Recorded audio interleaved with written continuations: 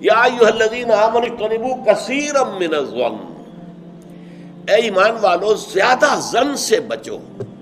اور مراد یہاں پر کیا ہے؟ زیادہ سوء ظن سے بچو.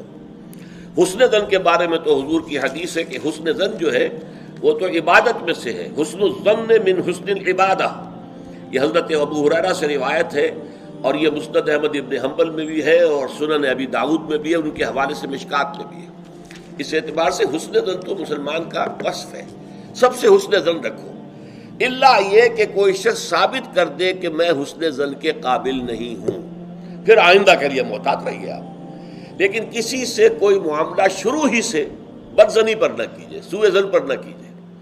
مجھ سے کہا تھا ایک صاحب نے جو یہاں اس وقت یہاں کا جو کونسلیٹ ہے، امریکن کونسلیٹ، اس میں پولیٹیکل سیکریٹری تھے.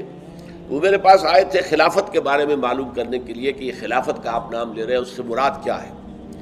تو وہیں پھر گفتگو ہوئی کہ کانسٹیٹیوشنز کے اندر جو میکینزم رکھے جاتے ہیں، چیکس اینڈ بیلنسز، تو اس نے کہا ہم تو یہ سمجھتے ہیں، ہم نے اپنا دستور اس بنیاد پر بنایا ہے کہ ہر شخص چور ہے، ہر شخص بے ایمان ہے، اور ہمیں اس کا سد باب کرنا ہے. بڑے سے بڑا آدمی ہو، بڑا نیک ہو، ایماندار ہو، اس کے بے ایمان ہونے میں دیر نہیں لگتی.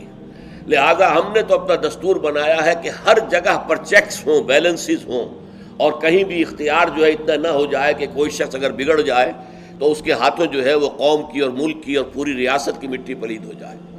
یہ اسلامی اصول نہیں ہے. اسلامی اصول یہ ہے ابتداءً آپ کا معاملہ کسی سے بھی ہو حسن ظن کی بنیاد پر ہوگا. لیکن یہ کہ اگر اس نے آپ کے حسن ظن کو زخم پہنچائی، ٹھیس پہنچائی، ثابت کر دیا کہ میں حسن ظن کے قابل نہیں ہوں، تو اب آپ سوء ظن معاملہ کر سکتے ہیں.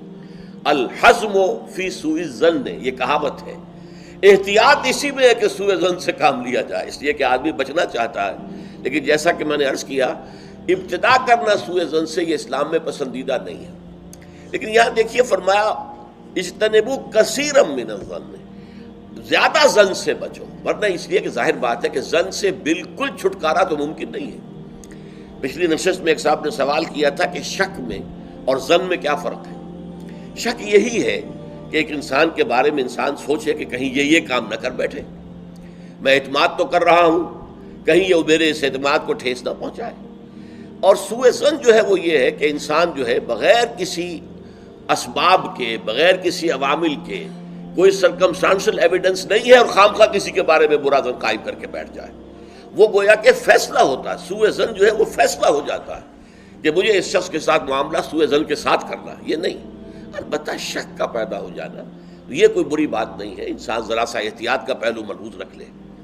تو فرمایا یا ایھا الذین آمنوا اجتنبوا کثیرا من الظن ان بعض الظن اثم، یقیناً بہت سے ظن گناہ کے درجے میں آ جاتے ہیں. آپ نے ایک شخص کے بارے میں رائے قائم کر لی، یہ برا آدمی ہے، یہ غلط آدمی ہے، یہ تو میرے درپے ہے، میرا دشمن ہی ہے، میری جڑ کاٹتا ہی رہتا ہے. حالانکہ ایسا نہیں ہے. نتیجہ کیا ہوگا؟ آپ کا طرز عمل اپنے سوء ظن کی بنیاد پر ہو جائے گا.